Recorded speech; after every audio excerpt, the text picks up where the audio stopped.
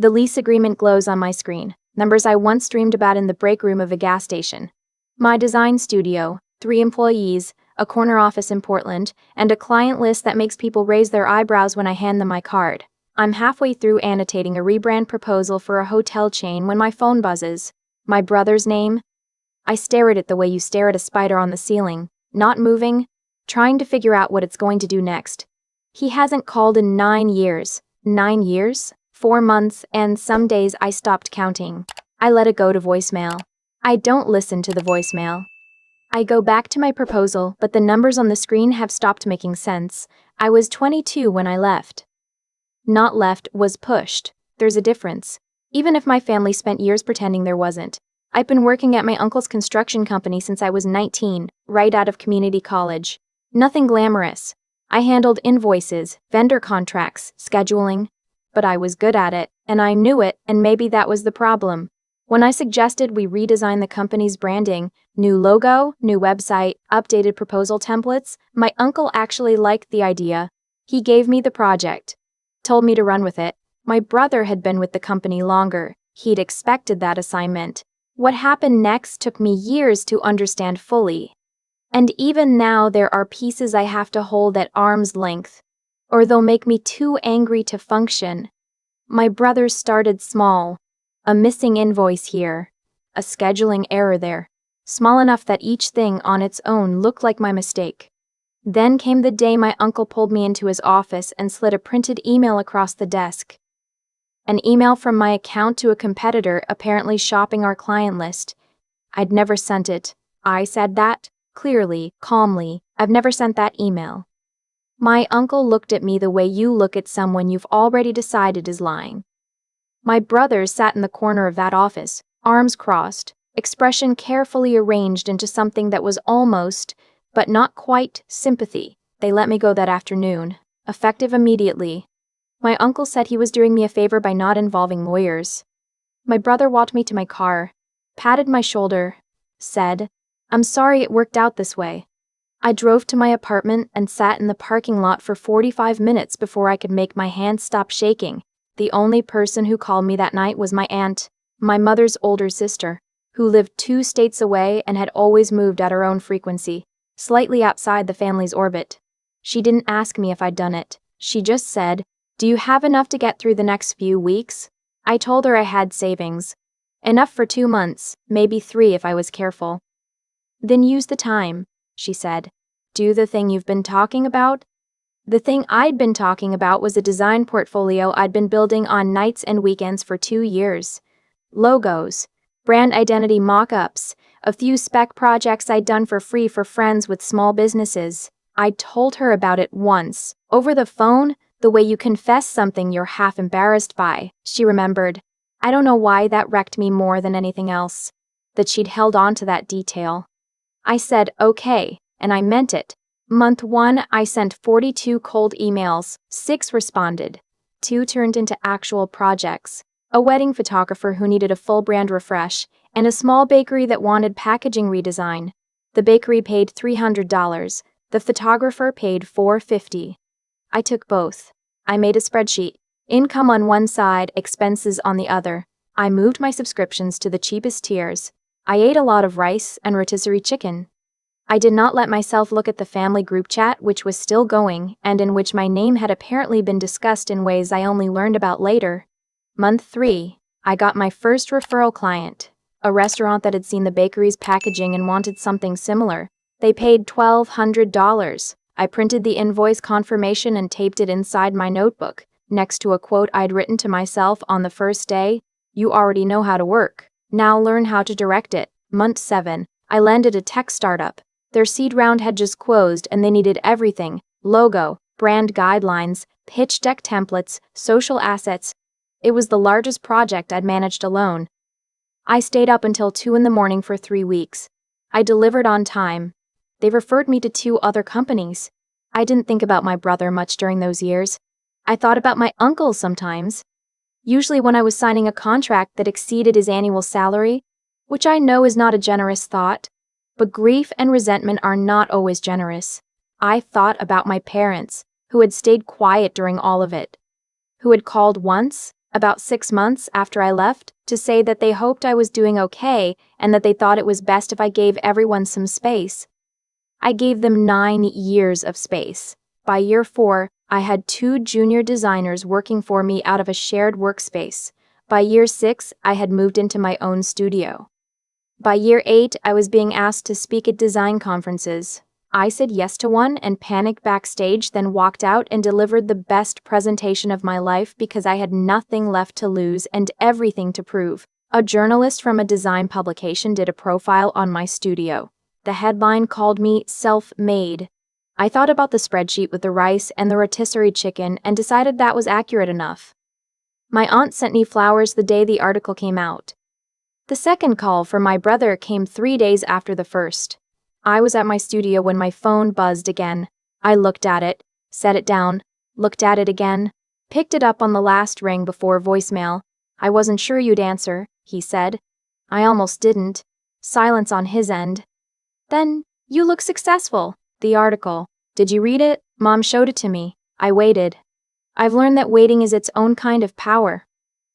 "I think we should talk," he said. "As a family. Dad's had some health issues. And the company's going through a rough patch. Uncle is thinking about selling." I let him say all of that. I didn't ask questions. I didn't offer anything. "We think it would be good if you came home. For a visit." "I'll think about it," I said. I hung up and sat very still for a moment. Then I texted my aunt. "They called." She texted back, "I know. Your mother called me first. I flew back 6 weeks later. Not for a family visit, for a coffee meeting at a neutral location I chose myself. A cafe I'd looked up, near the airport, somewhere I could leave quickly if I needed to. My parents looked older. My father had lost weight. My mother had that particular brightness in her eyes she gets when she's trying to make something work. Social events, family photos, situations that require management.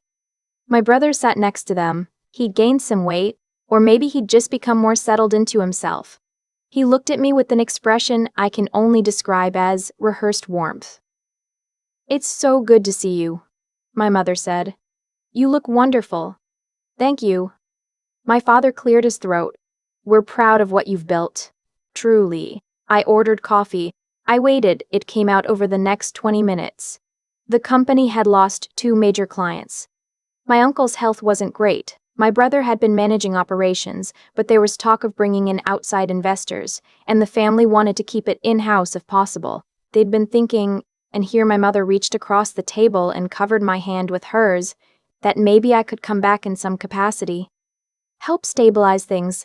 Contribute some capital, maybe, or use my connections to bring in clients. My mother said, "Family pulls together in hard times. That's what we do." I looked at her hand on mine. I looked at my brother. I looked at my father. None of them had said sorry. Not once. Not for the email they believed without asking me.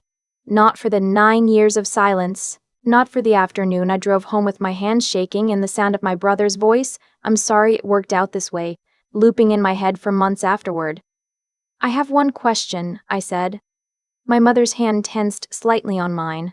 "Do you believe I sent that email?" The table went quiet. My father looked at his coffee cup. My mother looked at my brother. My brother met my eyes, and for just a moment, something shifted in his face. A flicker, a hesitation, barely a second, before he smoothed it back to neutral. "That was a long time ago," my mother said carefully. "I know, I'm asking now." My father said, "These things are complicated." "They're not," I said. "I either sent it or I didn't." No one answered. I put my coffee down. I said, "I'll consider helping, but only after a full conversation. With everyone, the whole family, about what actually happened 9 years ago. I want it on the table. I want it said out loud.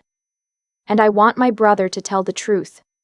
My brother's jaw tightened. My mother said, "You can't ask him to do that. His reputation. He destroyed mine first." She didn't have an answer for that. Neither did anyone else.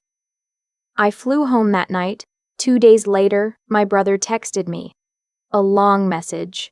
I won't quote it exactly, but the shape of it was this, that I was rewriting history, that I'd always been difficult, That the family had bent over backward for me and I'd thrown it in their faces by leaving and then making them look bad in a magazine article. Then in the end, I don't think he realized what he was doing. He wrote, "The email situation wasn't handled fairly. I'll give you that. But you weren't innocent either. You knew I wanted that project. I read it 3 times. I took a screenshot." He kept texting. The messages got angrier, less composed. He said I was trying to use my success to make them feel small. He said I'd always been like this. He said, and this is the one that told me everything, I never even had to do anything. You just couldn't handle not being the favorite. I had everything I needed. I called a lawyer I'd met through a client's networking event, someone who specialized in business disputes and had a quiet manner that made me trust her immediately. I sent her the screenshots. We sat across from each other at a coffee shop and she read through them carefully once. Then again, he doesn't admit it outright, she said. No. But the implication is clear, and the pattern, the escalation, the admission that the email situation wasn't handled fairly, it's something. She looked up. What do you actually want? Money? An apology? To burn it down? I thought about it honestly. I want the family to know the truth, I said. Not from me saying it, from him. Or at least from the evidence, so that no one can pretend anymore. She nodded slowly. That's harder than a lawsuit. But possible. We drafted 2 things. One was a cease and desist in the event the texts continued and escalated into defamation. The other was a carefully organized document, the screenshots, arranged chronologically with brief annotations, that I could share if I chose to. I sat on it for a week. What made me send it was something small. My cousin, my uncle's daughter, who'd worked at the company for years, reached out unexpectedly. She'd seen the profile article. She said she'd wanted to call me for a long time but hadn't known how. She said she'd watched what happened to me and hadn't done anything and she was sorry. She said, my dad still talks about it sometimes. He always said he wasn't sure. That he wasn't sure. 9 years. And my uncle hadn't been sure. That sentence unlocked something in me. I wrote back asking if we could talk and we spoke for 2 hours. She told me that in the years after I left, there had been other incidents, vendors who reported billing discrepancies, a junior employee who'd been let go under similar circumstances, small fires my brother had quietly set and quietly walked away from. The family had noticed. They just hadn't connected the dots. I connected them. The email I sent to the extended family was short. I told them I'd been silent for 9 years because I was building a life, not because I had nothing to say. I told them that I had something to say now. I attached the document. I sent it on a Tuesday evening and closed my laptop. By Wednesday morning, I had 17 replies. My aunt, my mother's sister, the one who told me to use the time, called and said, "It's overdue." My uncle called and didn't say much, but he stayed on the line for 10 minutes, which I think was its own kind of admission. My cousin sent a voice note instead of a text, and I could hear that she'd been crying. The hardest reply came from a woman I'd barely known. My father's sister, who'd always been peripheral, always at family events but never quite central. She wrote that my brother had told her I'd left because I'd had a breakdown, that I'd been unstable, that the family had tried to help me and I'd rejected all of it. 9 years of that story. Circulating. While I was building a company. I sat with that for a long time. My brother's response came through a message to my mother, which she then forwarded to me. Intentionally or not, I've never asked. It said that I was trying to destroy the family for attention, that I'd staged the whole thing, that I'd probably fabricated the screenshots. My cousin, it turned out, had already told 3 relatives that she'd seen similar behavior from him firsthand. His story didn't hold. The cease and desist went out 2 days later. His wife called me. I didn't know he was married, which tells you how thoroughly removed I'd been from their lives, and said he was sorry, that he was stressed, that he didn't mean it. I was polite. I told her the lawyer's contact information was on the letter. I didn't hear from him again after that. My parents called me together on a video call about 3 weeks later. My mother had clearly been crying. My father looked diminished, somehow, not in a cruel way, just honest, like the scaffolding had come down. My mother said we didn't know everything he told us. You didn't ask me, I said. You had my number for 9 years. She didn't argue with that, neither did my father. It wasn't a full accounting. There was no moment where they sat down and walked through every choice they'd made. But my father said, "I'm sorry we didn't fight harder for you," and my mother said, "I'm sorry I let it happen." And those sentences, imperfect as they were the first real things they'd said to me in almost a decade. I told them I needed more time. That was honest. The dinner happened 4 months later at my aunt's house, the one 2 states away, who told me to use the time. It wasn't the whole family. It was the people who'd reached out, the ones who'd wanted a chance to get it right. My uncle came. My cousin. 3 other relatives I hadn't seen since I was in my 20s. My parents came. My brother wasn't invited, and no one mentioned him. I drove there in the morning and sat in my aunt's kitchen while she made coffee, and she told me she'd been waiting a long time for the family to stop protecting the wrong person. "Why didn't you say something?" I asked. She shrugged. "I did once." Nobody wants to hear it until they're ready to hear it. The dinner was ordinary in all the best ways. Food and noise and people talking over each other. My uncle asked me about my studio and actually listened to the answer. My cousin showed me photos of her kids. My mother sat next to me and at one point just put her arm through mine and didn't say anything, and I let her. It wasn't everything fixed. It wasn't a bow on a box, but it was something real, after years of nothing. The program started small. I called it Open Brief, a mentorship initiative I set up through my studio for young designers who'd aged out of foster care or experienced family displacement. 6 spots the first year, fully funded with actual paid project work included so they'd graduate with both a portfolio and income history. The first cohort included a 20-year-old named, well, she goes by her username publicly, so I'll leave it at that, who showed up to our first session with a laptop that had a cracked screen and work that was better than half the applicants I'd seen from design schools. She taught herself everything. She'd been on her own since 16. After her first freelance invoice cleared, she texted me a photo of it. I still have it saved. My aunt came to my studio's 5th anniversary event. She sat in the corner with a glass of wine and watched me talk to clients and employees and the journalist who was doing a follow-up profile, and when the room thinned out, she came and found me. "I always knew," she said, "that I'd make it. That you had it in you. Since you were small."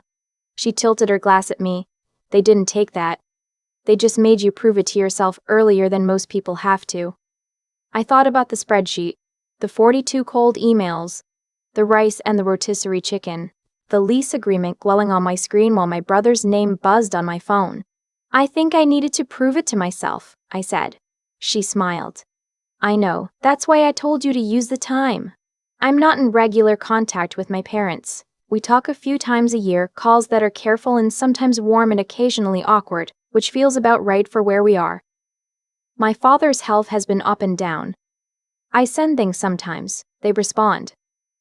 It's not what I would have chosen if I'd been able to choose, but it's honest, and at this point honest is the thing I want most. The company is still operating under new management after my uncle retired. My brother is not involved. That's all I know and all I need to know. My studio took on its largest contract last spring, 7 figures, for a rebrand of a regional healthcare network. We spent 4 months on it and I'm proud of every pixel. I thought about my uncle's office when I signed it. The email printout. The way my brother sat in the corner with his arms crossed. I thought, look what I made with what you gave me. Then I got back to work. I've thought a lot about why my brother did what he did. Not obsessively. I stopped doing that somewhere around year 3 when I realized the answer wasn't going to change anything. But sometimes, usually late at night after a long day, I turn it over quietly in my mind, and what I keep coming back to is this. He didn't do it because he was evil. He did it because he was afraid, and because he'd been allowed to be afraid his whole life without anyone asking him to be accountable for what that fear made him do. That's not an excuse. I want to be clear about that. What he did cost me a job, a family, and several years of my life that I will never get back. The morning I drove home from my uncle's office with my hands shaking, that was real. The 42 cold emails, the spreadsheet, the rice and the rotisserie chicken, all of that was real. the story he told people about me having a breakdown, circulating quietly through the family for 9 years while I was building something from nothing. That was real too, and it was the detail that hurt the most when I finally learned about it. But I also think that what happens to a person who never faces consequences is that they keep going. They find the next target, the next situation to manipulate, the next small fire to set and walk away from. My cousin told me about the vendor discrepancies, the junior employee, the billing issues. My brother didn't stop with me. He just moved on and found other people to absorb the cost of his choices. That pattern, cause and effect, playing out slowly over years, is what eventually made the truth impossible to contain. I didn't expose him out of revenge. I want to say that and mean it, and I think I do. I sent that email to my family because I was tired of a lie being the loudest thing in the room. Because my cousin said my uncle had never been sure, and that sentence broke something open in me. Because somewhere in some other family, there might be someone else sitting in a parking lot with shaking hands, and I didn't want to be one more person who stayed quiet. The 3 things that actually got me through, and I've thought about how to say this without it sounding like a motivational poster, were simpler than I expected. The first was just deciding to keep moving. Not forward, necessarily, not with some grand vision, just moving. The 40-second cold email after 41 non-responses. The next invoice. The next invoice. The second was being honest with myself about what I actually wanted. Not what I was supposed to want, not what would make the best story, but what was true. I didn't want their money. I wanted the truth known. That clarity made every decision easier. The third was my aunt, who told me to use the time and who held that one detail, my portfolio, when I'd almost stopped believing it mattered. Intelligence isn't only what you know, it's recognizing which information is actually useful and letting the rest go. Integrity isn't a grand gesture, it's what you do on the 40-second try when no one is watching. And resilience. I used to think that word meant not breaking. Now, I think it means breaking and then deciding what to keep when you put yourself back together. My studio's open brief program just accepted its second cohort, 7 people this time. One of them reminded me so much of myself at 22 that I had to take a breath before our first meeting. She'd built her entire portfolio on a laptop with a cracked screen. I told her, use the time. She didn't know what I meant yet. She will.